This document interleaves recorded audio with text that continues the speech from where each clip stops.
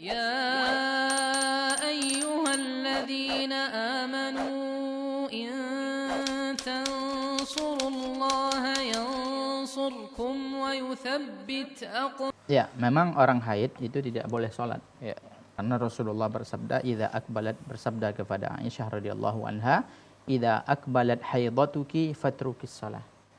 Apabila datang haidmu, maka tinggalkanlah sholat. Nah, bagaimana dengan kasus Ibu Nur di Jambi ini? Ya, haidnya tidak teratur.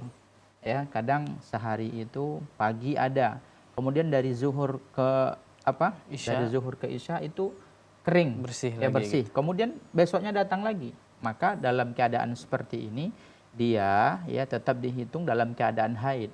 Karena setelah bersih itu ada lagi haid. Ya, jadi tidak wajib dia sholat ya di antara dari zuhur ke isya tadi. Kapan dia wajib sholat? Ya, apabila kan Allah mengatakan ya, wa yas'alunaka 'anil mahid qul huwa adza, kata Allah dalam surah Al-Baqarah, mereka bertanya kepada engkau wahai Muhammad tentang haid. Qul huwa adza, maka katakanlah haid itu adalah kotoran, darah yang kotor. Fa'tazilun nisaa fil mahid, maka janganlah engkau mendekati ya atau jauhilah wanita ketika haid ya. Fa idza tatahharna ya fa'tuhunna min haitsu amarakumullah.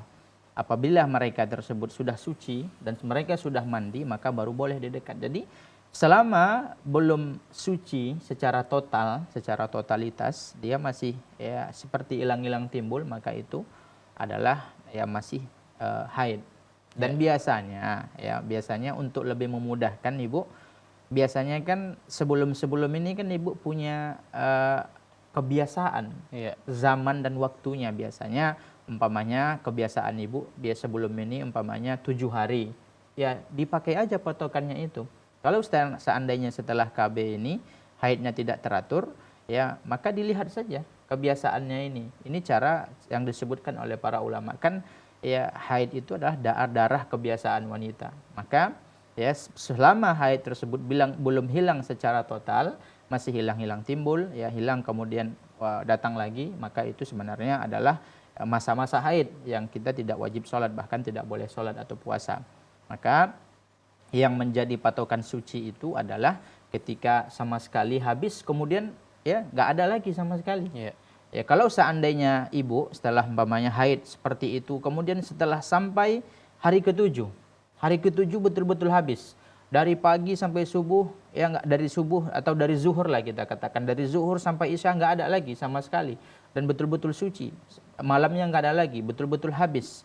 Maka para ulama mengatakan ya pada hari itu saja wajib Ibu untuk melakukan ya 2 sholat ya, atau 4 sholat. Yang pertama sholat zuhur dengan asar ya di jamak takhir, begitu juga dengan sholat itu kalau seandainya sucinya sebelum matahari terbenam ya. Tapi kalau setelah matahari terbenam, yang wajib hanyalah salat maghrib dengan salat isya. Wallahu